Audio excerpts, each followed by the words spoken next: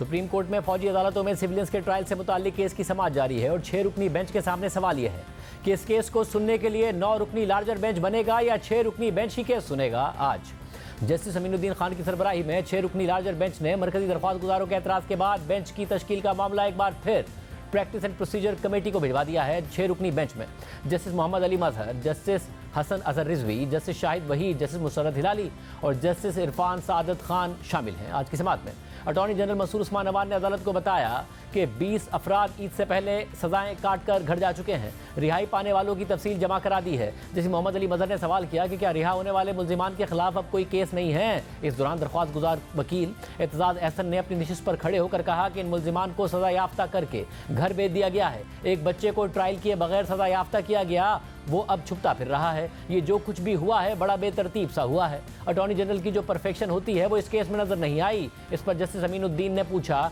कि आप जिसकी बात कर रहे हैं क्या वो अटॉर्नी जनरल की जमा कराई गई फहरिस्त में है। तो इस पर एतजाज ने जवाब दिया कि जी हाँ, वो उस फहरिस्त में शामिल है। 1 साल तक हिरासत में रहने वालों को सर्टिफिकेट तक जारी नहीं किया गया। जस्टिस अमीनुद्दीन ने रिमार्क दिए कि ऐसा कोई सर्टिफिकेट नहीं होता बल्कि ऑर्डर होता है। इसके बाद एतजाज और दीगर दरख्वास्त गुजार वकला ने सदा की कि 20 मुल्जिमान की हद तक जो फैसले सुनाए गए हैं वो रिकॉर्ड पर लाए जाएं।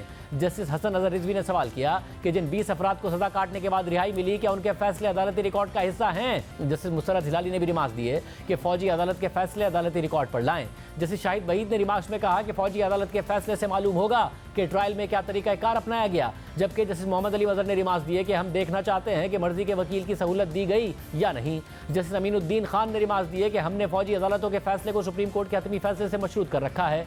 फिर भी अगर आप लोग कहते हैं तो हम फौजी अदालत के फैसले मंगवा लेते हैं। साबिक चीफ जस्टिस जवाद ख्वाजा के वकील ख्वाजा अहमद हुसैन ने दलाइल में कहा कि जस्टिस मंसूर अली शाह और जस्टिस याया अफरीदी के नोट की रोशनी में लार्जर बेंच बनाया जाए। जस्टिस याया अफरीदी ने राय दी कि 6 रुकनी बेंच इस केस का फैसला नहीं कर सकता। असल सवाल है कि क्या सिविलियन का फौजी अदालतों में ट्रायल हो सकता है या नहीं। इस केस पर समाअत के लिए कम से कम 9 रुकनी लार्जर बेंच बनाया जाए।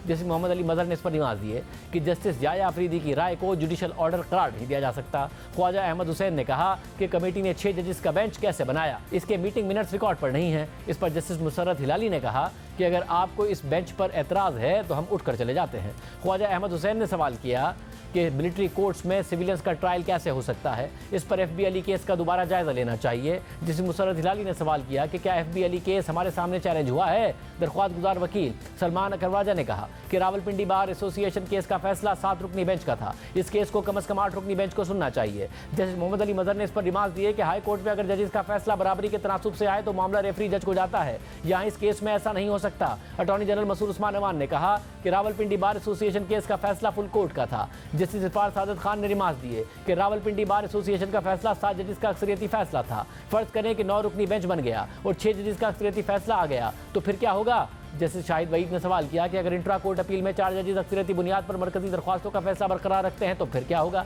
सलमान अकरवाजा ने जवाब दिया कि फिर ये 9 रुकनी बेंच का अक्सरियती फैसला तसव्वुर होगा। जस्टिस मोहम्मद अली मजहर ने सलमान अकरवाजा से सवाल किया कि ये डॉक्ट्राइन आप कहाँ से लेकर आए हैं। ये तो फिर वही 3-4 के तनासुब वाला झगड़ा शुरू हो जाएगा। इंट्रा कोर्ट अपीलों में जो भी अक्सरियती फैसला होगा वही फील्ड में बरकरार रहेगा। जस्टिस याया अफरीदी बेंच का हिस्सा थे। जब जस्टिस याया अफरीदी खुद बेंच से अलग नहीं हुए तो हम कैसे पीछे हट जाएं।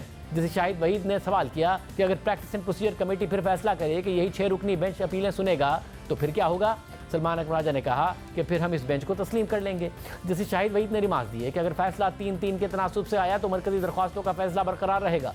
दौरान समाअत जस्टिस मुसर्रत हिलाली का दरख्वास्त गुजार वकील एतजाज एहसन से दिलचस्प मुकालमा हुआ। एतजाज एहसन ने कहा कि सुप्रीम कोर्ट जब एक मामले को तय कर दे तो उसे नहीं छेड़ा जा सकता।